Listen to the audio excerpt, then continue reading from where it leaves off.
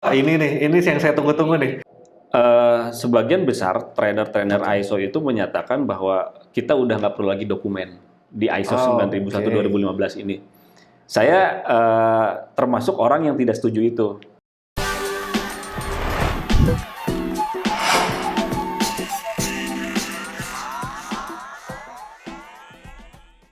Kak Evan, Ya kan? selamat datang kembali di Basis ya. Tetap di acara kita Basis, bahas putar sistem. Ini diperuntukkan untuk para business owner, UMKM, startup, dan lain-lain ya. Ya. Kali ini pembahasan kita cukup seru kan, karena kita membahas beberapa yang memang banyak miss di ranah teman-teman semua tentang dokumen kan. Ini memang hal yang simpel buat sebagian orang, tapi ini dampaknya sangat krusial karena ketika dokumen itu tidak tertrace, tidak terlacak, ini akan menjadi sebuah Masalah. masalah ya. Ya. Apalagi kalau udah lumayan settle, udah ranahnya audit nih, udah waduh, ini harus jadi perhatian khusus nih kan. Nah, ngomongin dokumen nih kan. Biasanya kan kita menganut ke apa ya, suatu standar nih, standar SNI atau internasional ya Kang ya. Nah di ISO sendiri kan ini internasional nih. Ada nggak klausul yang membahas tentang itu Kang? Ada, Kang. Ada ya? Jadi kalau bicaranya control of document itu dibahas secara eksplisit, secara jelas ya di dalam Oke. ISO itu.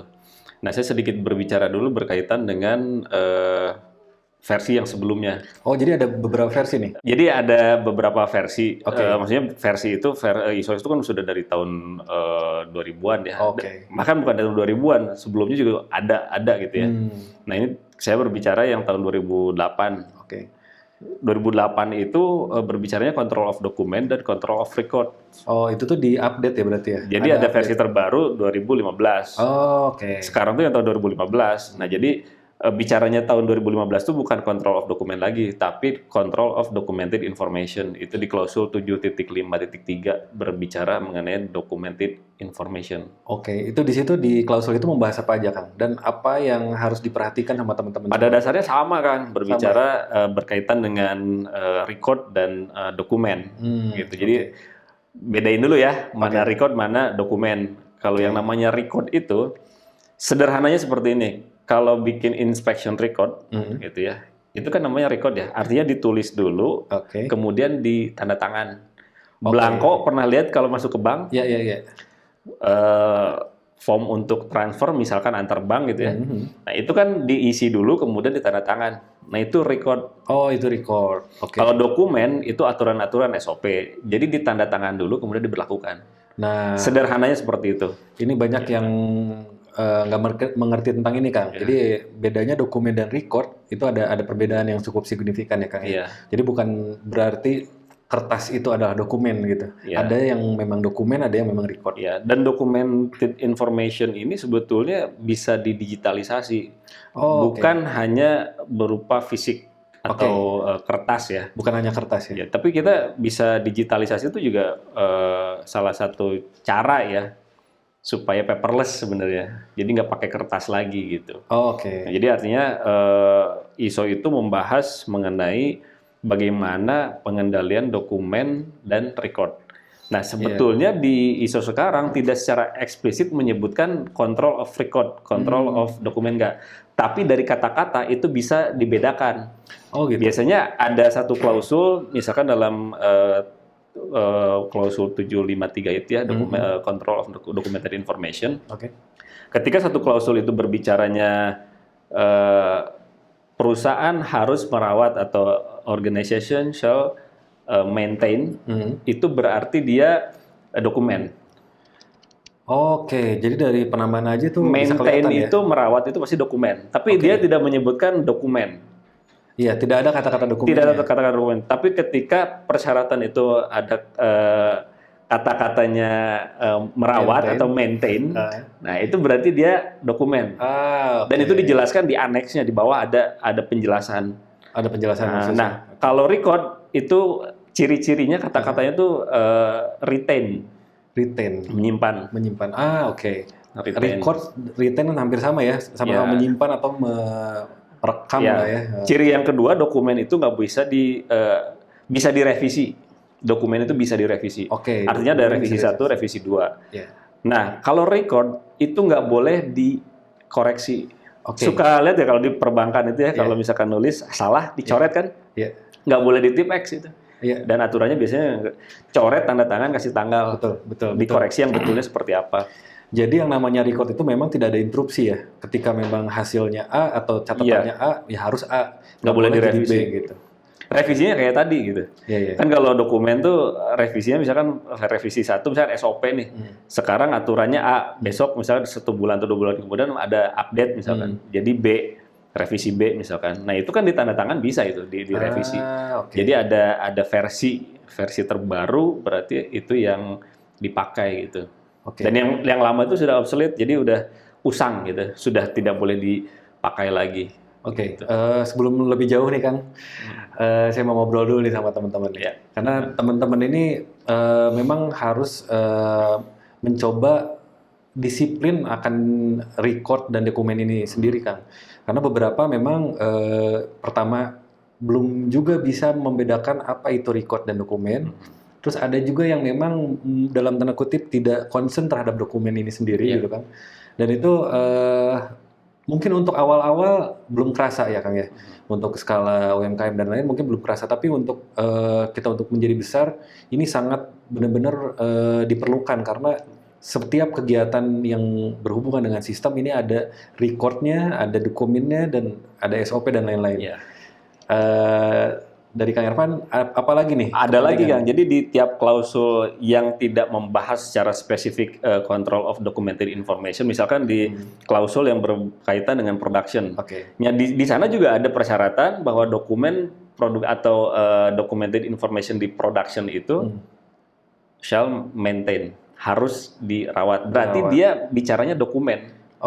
Atau misalkan di persyaratan yang berkaitan dengan quality, misalkan inspection gitu ya, inspection record gitu ya, itu pasti retain kata-katanya. Retain ya, Nah jadi kita tuh langkah-langkahnya harus mengidentifikasi dulu semua klausul yang memang berkaitan dengan dokumen atau record control tadi, documented information tadi gitu. Jadi dibikin matriksnya. Jadi berkaitan ya apa saja dokumen yang harus kita kendalikan, apa saja record yang harus kita kendalikan. Nah record itu dikendalikannya seperti ini. Jadi misalkan kita sudah merecord nih, disimpan kan? Nah itu jangan dulu dimusnahkan. Ya betul. Harus disimpan dulu sekian tahun misalkan. Betul. Untuk arsip ya? Ya arsip. Karena ini di berbagai tempat juga yang sudah settle ya kan, yang maksudnya settle ini adalah yang sudah menerapkan sistem kan. Memang itu kita tidak sembarangan dalam tanda kutip membuang dokumen atau record arsip lah. Arsip, apalagi yang zaman dulu yang belum digitalisasi nih, biasanya ya karena mungkin penuh, karena mungkin tidak ada tempat dan lain-lain, merasa tidak perlu, itu biasanya dibuang. Nah ini sebenarnya untuk sebuah perusahaan atau usaha yang ingin sustain ini agak krusial Kang, karena ketika kita mau nge-reverse ke belakang nggak ada dokumennya, nggak ada catatannya, itu jadi tidak terdata ya kan. Dan biasanya kalau sekarang tuh banyak perusahaan-perusahaan yang memang menawarkan jasa untuk mengendalikan atau menyimpan record-record tadi arsip. Ada ya. Jadi sekarang bayangkan gini. Dulu saya sempat kerja juga tuh di manufaktur ya. Itu harus disimpan tuh selama 10 tahun. Bayangkan 10 tahun harus space yang seperti apa gitu. Seperti di itu digitalisasi, katakanlah di scan itu nggak cukup. Kalau di scan kan bisa ya. Tapi persyaratan customer mengharuskan itu disimpan hard file-nya. Jadi dokumen aslinya itu, kertasnya itu disimpan selama 10 tahun. Space-nya harus sebesar apa coba? Makanya kita outsource keluar kerjasama dengan perusahaan jasa yang jasa untuk ini ya, penyimpanan record atau arsip. Dan ada ya yang begitu ya? Ada beberapa, ada yang multinasional juga ada, yang lokal juga banyak yang lokal. Suka lihat kan itu record management gitu. Kalau ada mobil box itu di belakang betul. Record management. Nah, dia yang ngambil arsip-arsip dari perusahaan-perusahaan tuh. Memang persyaratannya kita ketika akan memakai jasa tersebut, kita harus mengaudit dulu ke tempat tersebut. Jadi bagaimana seaman apa sih record kita ketika disimpan di sana, arsip kita disimpan di sana. apakah aman dari banjir atau natural disaster lah, first major gitu ya, dari kebakaran misalkan dan yang lain-lainnya. Terus mitigasinya mereka seperti apa? Atau bahkan misalkan ada fumigasi nih supaya gak jamuran dokumen ya. Itu tuh sampai segitunya. Jadi ada klausul, ada persyaratan khusus ya, bukan klausul ya. ISO yang berkaitan dengan record manajemen itu ada klausul, ada persyaratan lain gitu yang harus dipenuhi oleh perusahaan yang mengendalikan arsip gitu. Oke. Nah, salah satu ciri yang mungkin teman-teman bisa relate nih tentang kenapa sih dokumen ini harus dijaga, harus di-maintain atau bahkan disimpan. Contohnya mungkin yang sering teman-teman tahu itu di rumah sakit. Tapi ini zaman dulu ya, medical record ya. Medical record itu sebelum digitalisasi itu biasanya sangat diperlukan banget tuh Kang. Misalnya anggaplah Dani nih datang sakit apa itu kan biasanya dia ngecek tuh di file arsip-arsipnya. Saya pernah soalnya ngelihat ke bagian arsip kan, itu mereka mencari ada labeling masih manual ya, masih manual D Dani segala macam. Nah itu mungkin salah satu contoh yang memang pentingnya dokumen itu dijaga sampai lama itu untuk tracing ya, pelacakan ya. Ada sedikit yang saya koreksi sebetulnya ya. Jadi koreksi itu seperti ini. Sebagian besar trainer-trainer ISO itu menyatakan bahwa kita udah nggak perlu lagi dokumen di ISO 9001/2015 ini. Saya termasuk orang yang tidak setuju itu. Karena apa, Kang? Tidak ada aturan dalam ISO itu kita tidak boleh membuat prosedur, terutama prosedur ya, dokumen itu prosedur ya. Berbicara prosedur, itu ada salah kaprah ya dari versi yang 2008 dan yang 2015.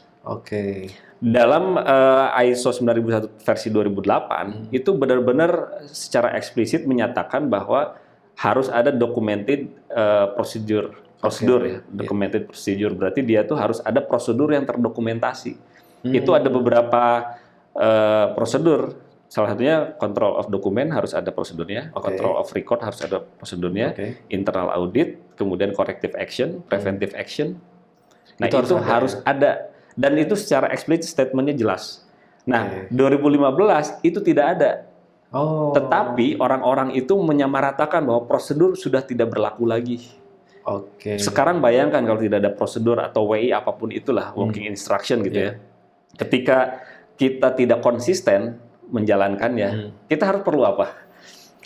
Nah ini nih. Perlu dokumen, perlu SOP kan. Balik lagi ketika ada temuan audit katakanlah gitu ya. Ternyata ada temuan berkaitan dengan inkonsistensi penerapannya gitu. Nah, corrective action-nya dia apa?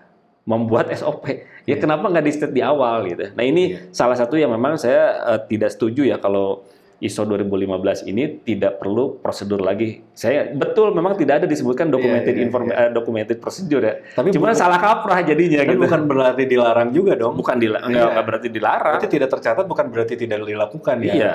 Kalau memang itu tetap memang kalau diperlukan ya buat gitu. Nah, ada lagi quality manual gitu. Quality manual itu kan dokumen juga memang tidak ada. Dan kebanyakan quality manual itu orang tuh bikin copy paste cuman disesuaikan dengan karakter perusahaannya. Dari ISO tuh ada juga. Jadi semua klausul itu dimasukin ke dalam quality manual gitu. Mungkin ya alasannya seperti itu. Jadi tidak ada gitu. Jadi mungkin ada perbedaan sudut pandang kali ya. Ada yang menyatakan oh ini tidak boleh gitu. Atau yang memang ada cuman mungkin tidak dicatat atau dialihkan gitu. Pada akhirnya tuh semua tuh beranggapan nggak perlu lagi SOP, nggak perlu lagi prosedur. Saya rada aneh juga gitu. Ya kalau perusahaannya udah mature gitu bisa mengimplementasikan secara efektif, saya salut gitu ya sama perusahaan tersebut. Tapi kalau yang masih rasa-rasanya sebesar apapun, semature apapun kayaknya pasti masih ada. Masih perlu. Karena yang namanya organisasi kan banyak dinamikanya. Betul. Yang ada aja sering banyak temuan kalau audit, apalagi yang nggak ada. Memang nggak akan ditanyakan gitu, mana prosedurnya nggak akan. Yang mau ditanyakan sama auditor tuh coba jelaskan gimana prosesnya, terus mana bukti bahwa sudah menjalankan klausul dalam ISO ini. Klausul katakanlah 753 atau 752 misalkan. Kan ditanyakan evidence-nya, objektif evidence-nya. Ternyata tidak konsisten. Nah, kan yang harusnya ngejagain harusnya SOP tadi kan. Iya. Misalkan nih paradoks ya jadi. Iya, jadi salah kaprah kan. Jadi seharusnya itu tidak seperti itu pemahamannya. Itu masalah dokumen aja kan. Baru Dokumen aja gitu. Berbicara dokumen kan luas sekali kalau di dalam ISO dulu ya. Orang itu membuat piramida dokumen kan. Jadi mulai dari atas tuh policy ya, kebijakan, kemudian ada SOP atau prosedur ya. Kemudian ada working instruction, kemudian ada juga yang namanya ya working instruction sama form tuh sama. Form itu form tuh ini ya apa? Blanko ya. Istilah bahasa Indonesia blanko ya, form kosong. Form kosong itu dokumen kan. Tapi kalau udah diisi jadi record. Bisa berubah status itu. Karena form kosong tuh bisa ada revisi 1, revisi 2. Yang pertama misalkan yang revisi 1-nya dia ada poin 3. Ternyata setelah dianalisis misalkan atau di review misalkan revisi 2-nya itu udah nggak ada poin 3 itu delete, itu boleh yang kosongnya. Nah, untuk diisi lagi di kemudian hari misalkan sama klien, misal kalau di perbankan itu diisinya sampai nomor 2. Ya, itu jadi record itu. Jadi record ya. Jadi ada dokumen yang berubah status jadi record sebetulnya. Oh gitu. Nah, ini ngomongin dokumen dan record ini memang terkesan memang kita sehari-hari bertemu dengan record dan dokumen, Kang. Cuman mungkin tidak banyak orang yang membahas tentang ini. Karena mungkin di ISO ini yang memang menerangkan ya. ISO ini kan standar yang internasional yang kalau kita menerapkan itu sistem perusahaan ini akan terjaga ya. Nah, bayangkan kalau memang teman-teman tidak melakukan sebuah standarisasi di usaha teman-teman atau di perusahaan teman-teman, ini akan terjadi inkonsistensi tadi ya, Kang ya? Ya kalau sudah besar dokumen perlu sekali. Jadi perlu sekali. Dianggapnya itu kan dokumen inilah nggak ada formalitas apa sih arti sebuah kertas gitu. Padahal enggak gitu. Itu meaningful sebetulnya. Dan itu kalau kitanya aware itu dari satu klausul berbicara documented information itu, waduh itu bisa digalinya tuh jauh lebih banyak sekali itu yang bisa. Kadang kita menyepelekan gitu. Kalau saya sih cukup lumayan sering menggali lebih dalam lagi itu. Kayak tadi kata-kata retain sama maintain, saya kata per katanya itu dianalisis gitu. Ternyata di bawahnya tuh ada penjelasan yang menyatakan itu. Orang kalau nggak aware ke sana dan nggak bisa baca cuma klausulnya aja kan. ISO itu kan dari 0 sampai 10 yang sekarang tuh ya. Yang isinya berupa persyaratan itu dari 4 sampai 10. Jadi ada 7 klausul kurang lebih. 7 ya. Jadi yang 0 sampai 3 itu berbicara non requirement, jadi bukan non persyaratan gitu. Oke, ini seru juga ya ngomongin ISO ya. Ternyata tidak sesederhana yang kita kira, tapi itu simpel juga yang ketika kita melakukan dokumentasi dengan rapi, record yang rapi, ya sebenarnya tidak ada hal yang berat sebetulnya ya. Cuman memang ada penjelasan lebih di ISO ya sebenarnya. Jadi ya kalau di orang baca Quran mungkin ada terjemahannya, ada tafsirnya mungkin kayak gitu kali ya. Jadi memang itu pun jadi ini juga Kang, jadi satu concern ya. Ketika kita membuat klausul itu kan juga di prosedur nih ya, terutama kita bikin prosedur nih. Ada klausul itu nggak bisa hanya sebatas copy paste dari ISO-nya, tapi gimana sih naturalnya kita dalam mengimplementasikan persyaratan tadi gitu. Bisa jadi penyimpanan record itu tiap perusahaan beda-beda Kang. Di saya setahun misalnya perusahaan Akang misalkan ada 2 tahun misalkan. Di perusahaan orang lain ada yang bisa 3 tahun. Bisa jadi beda, ya betul. Bisa jadi cuma sebentar. Itu kan terserah. Jadi maksudnya terserah itu dikembalikan lagi ke perusahaannya ke perusahaan yang memang dipersyaratkan oleh customer. Kalau misalnya customer tidak mempersyaratkan, ya gimana di kitanya aja dulu mengaturnya gitu. Maksudnya customer yang mempersyaratkan ini gimana Kang? Jadi biasanya kalau di industri yang besar itu ada persyaratan customer yang harus kita patuhi, harus kita penuhi dulu persyaratan-persyaratannya. Jadi misalkan nih kita mau bikin kaos, dari customer harus bahannya misalkan Combat 30S, misalkan terus awal ya warnanya warna apa saja. Nah itu tuh harus dipenuhi dulu. Nanti kan itu yang sederhana sebenarnya. Berbicara mengenai industri otomotif. Industri otomotif juga sama, persyaratannya akan ada dari dari satu SAF aja gitu ya. Itu kan persyaratan engineeringnya ada. Kemudian persyaratan secara umum, secara quality management sistemnya dari perusahaan otomotif itu dikasihkan ke supplier. Kita sebagai vendor misalkan mau nyuplai rantai motor lah misalkan. rantai motor tuh otomotif juga ya, rantai motor ke pabrikan. Nah itu kan ada persyaratan engineering, ada persyaratan manajemennya. Jadi perusahaan itu harus mengendalikan dokumen atau record dari pembuatan rantai ini selama berapa tahun misalkan. Itu di state. Ada biasanya istilahnya itu supplier quality assurance management. Jadi si customer ini menerbitkan satu aturan yang memang bisa jadi satu bundle gini, itu harus dipenuhi sama vendornya. Misalkan kita sebagai vendornya yang rantai tadi ya, kita harus memenuhi itu. Walaupun harus banyak memang harus comply. Harus comply dulu ke sana. Nah, itu yang namanya persyaratan customer, kita harus comply dulu ke persyaratan tersebut gitu. Ya, ini seru banget ya, apalagi teman-teman yang mungkin masih bekerja gitu, apalagi bekerja di perusahaan yang sudah settle seperti perusahaan multinasional, entah itu manufaktur, perbankan dan lain-lain. Ini pasti relate ya tentang masalah dokumentasi ini. Mungkin buat teman-teman ketika bekerja itu berhubungan dengan form dan lain-lain itu hanya sebatas oke, kita melakukan ini SOP-nya begini, tapi ternyata ketika kita bahas tadi lumayan ya, ternyata memang ada standarisasinya. Ada standarnya. Sekarang berbicara ISO sama customer requirement atau persyaratan customer, lebih tinggi mana hierarkinya? Menurut Kang Lutfi? Apa sama apa nih tadi? Customer requirement sama ISO. Mungkin ISO, bukan? Bukan. Persyaratan customer itu paling tinggi. Di persyaratan customer itu dinyatakan vendor harus certified ISO. Barulah si vendornya ISO. Makanya saya selalu menyebutkan bahwa ISO itu adalah pilihan.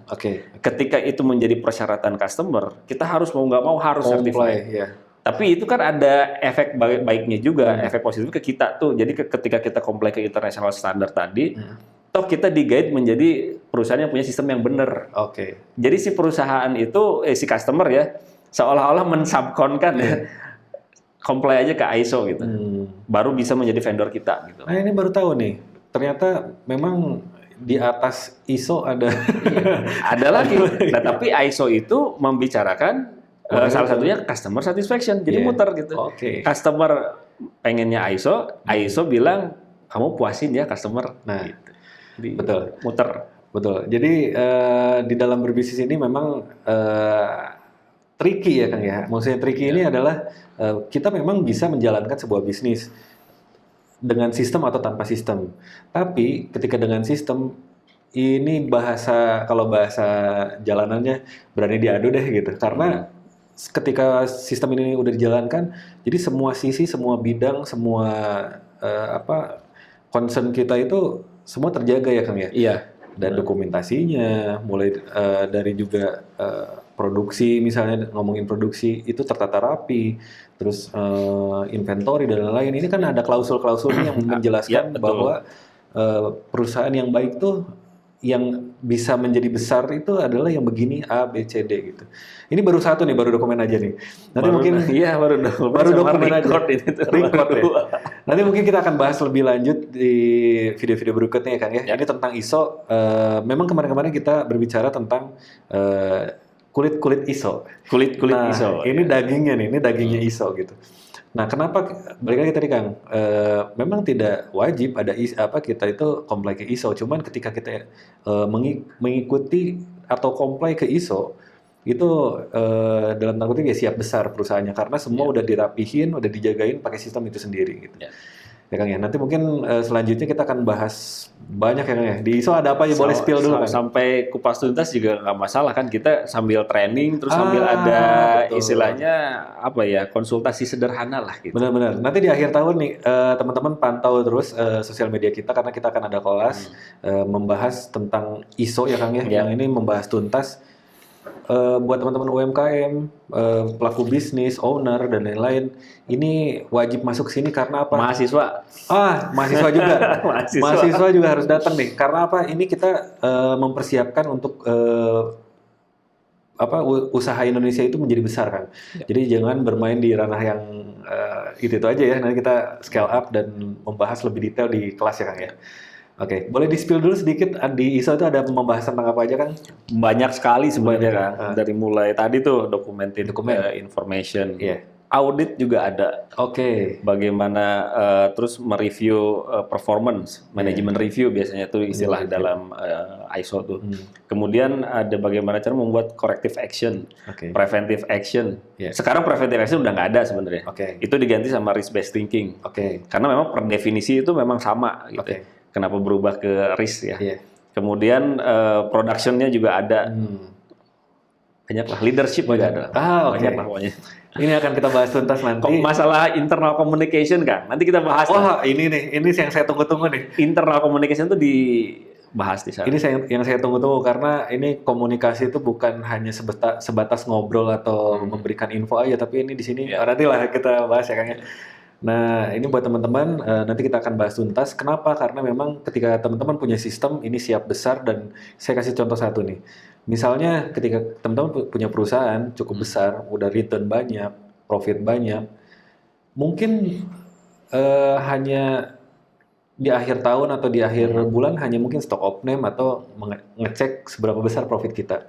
Tapi tadi kan ada babnya audit nih. Nah, ini kita akan bahas tuntas karena di situ ibaratnya perusahaan teman-teman akan terjaga dan terguide ya, terbantukan oleh sistem ini. Gitu kan ya? Nanti kita akan bahas. Terima kasih Kang Irfan sudah hadir dan kita bahasan malam ini cukup seru. Kita akan bahas di video lainnya tentang ISO. Terima kasih Kang. Assalamualaikum.